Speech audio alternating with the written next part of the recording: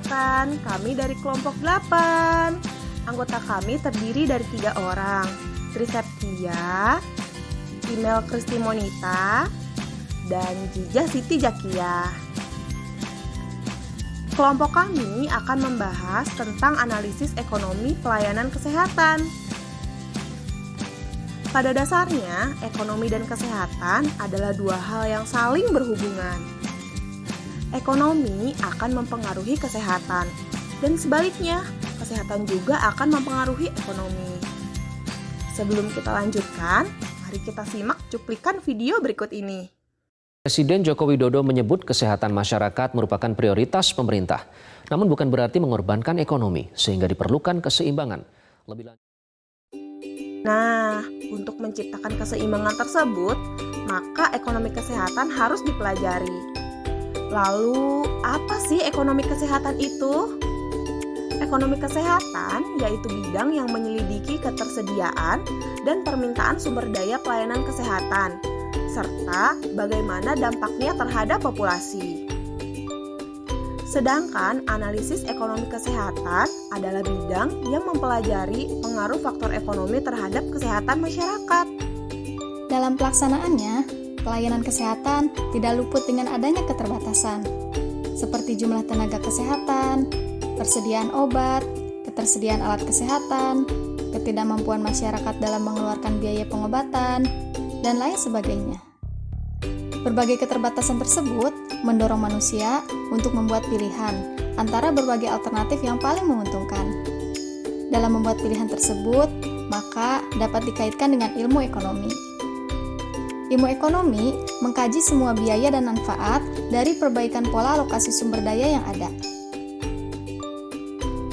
Nah, salah satu bagian dalam ilmu ekonomi yang berkaitan dengan perbandingan antara konsekuensi dari dua atau lebih rangkaian alternatif dari suatu keputusan adalah evaluasi ekonomi.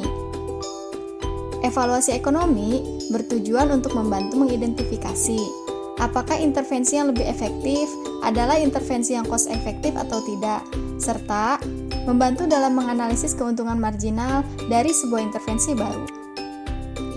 Umumnya, studi dan evaluasi ekonomi dilakukan untuk mencari jawaban atas yang pertama, apakah sumber-sumber daya yang terbatas jumlahnya sudah digunakan seoptimal mungkin?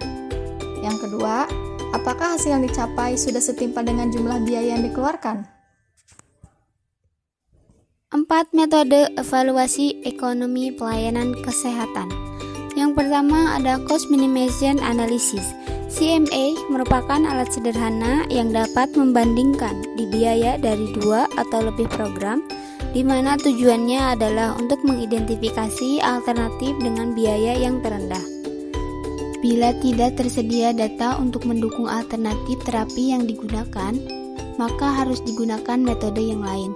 CMA hanya menunjukkan biaya yang diselamatkan dari satu pengobatan atau program terhadap pengobatan ataupun program yang lain.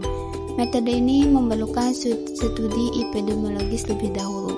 CMI bertujuan untuk menentukan jenis intervensi mana yang lebih murah.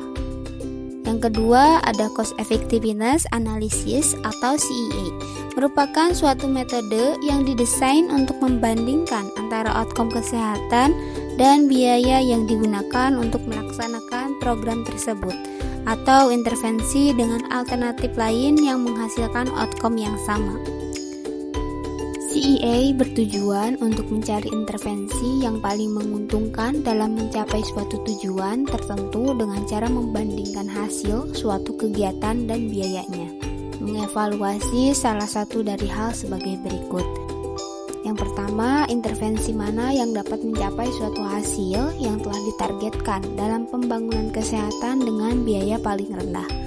Yang kedua, intervensi mana yang dapat mencapai hasil yang paling menguntungkan dengan alokasi biaya yang telah ditetapkan. Ada 2 macam analisis efektivitas biaya. Yang pertama, analisis jangka pendek. Merupakan analisis yang dilakukan untuk jangka waktu kurang dari 1 tahun. Analisis jangka pendek ini merupakan analisis yang paling banyak dan sering dilakukan.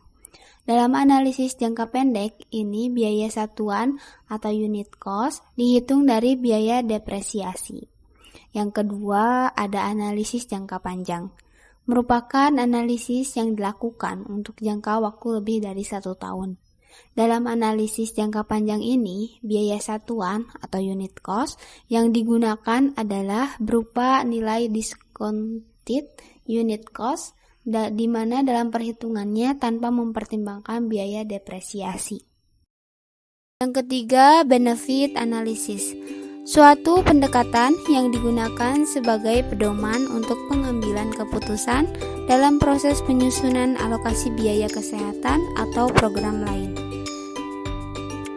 Pada penelitian CBA, alternatif yang dipilih tidak mempunyai outcome yang sama. Cost-benefit ratio dihitung dengan membedakan alternatif mana yang mempunyai keuntungan yang relatif lebih besar dibandingkan dengan biaya yang terjadi. BA dapat menilai manfaat berikut biaya dari suatu proyek atau program dan menetapkan apakah proyek atau program itu berguna atau tidak. Bila benefit cost ratio lebih besar dari 1, berarti program itu bermanfaat. Yang keempat, ada cost utility analysis.